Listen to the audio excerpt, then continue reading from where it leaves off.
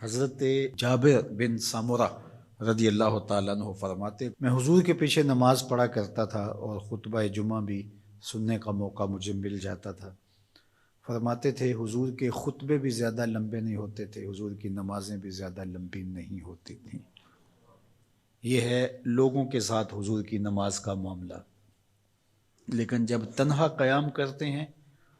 تو اتنا لمبا قیام ہوتا ہے حتیٰ تتورم قدماہ، حضور کے مبارک پاؤں سوج جاتے ہیں،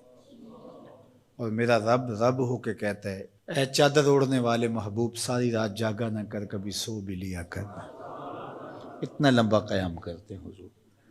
تو آپ کا انفرادی عمل آپ کی طاقت کے مطابق ہوگا، لیکن جب آپ لوگوں کو ساتھ لے کے چل رہے ہوں گے تو آپ پھر اس حساب سے چلیں گے، تو اس وقت آپ اپنی رفتار اپنی طاقت نہیں دیکھیں گے۔ مشکل نہ کھڑی کی جائے، میں چل سکتا ہوں، 1 گھنٹے کا قیام کر سکتا ہوں، تو میں اپنے حساب سے سوچوں اور جو میرے پیچھے کھڑے ہیں ان کا نہ سوچوں،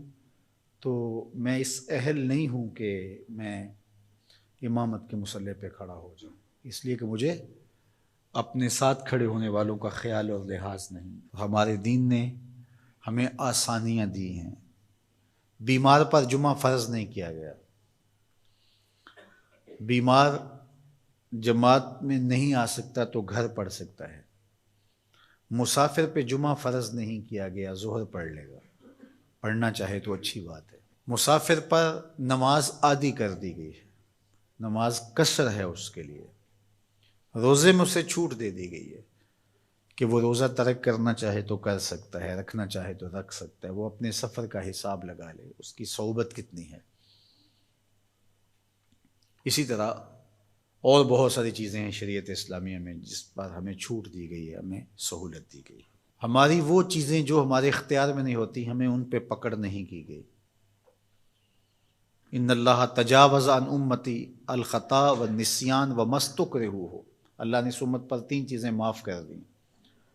غلطی لگ جائے، بھول جائیں، یا جس پہ آپ مجبور کر دیے جائیں، تو وہاں شریعت پکڑ نہیں کرتی، گرفت نہیں کرتی۔ تو آسان دین دیا گیا ہے جس دین پہ عمل کرنا ہمارے لیے مشکل نہ ہو، اور اگر کوئی اپنے طور پہ اس کو مشکل بنانا چاہتا ہے اور اپنے سخت مزاج کی وجہ سے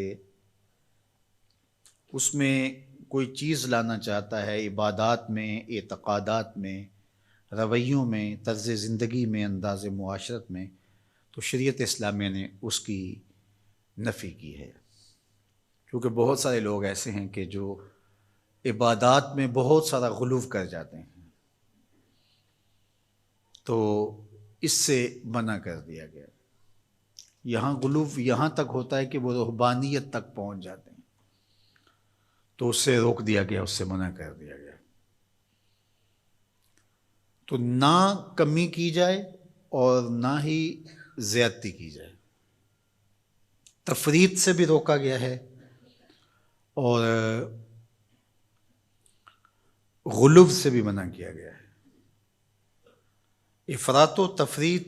کی بجائے جو درست اور صائب اور معتدل راستہ ہے اس کو اختیار کرنے کی تلقین کی گئی ہے۔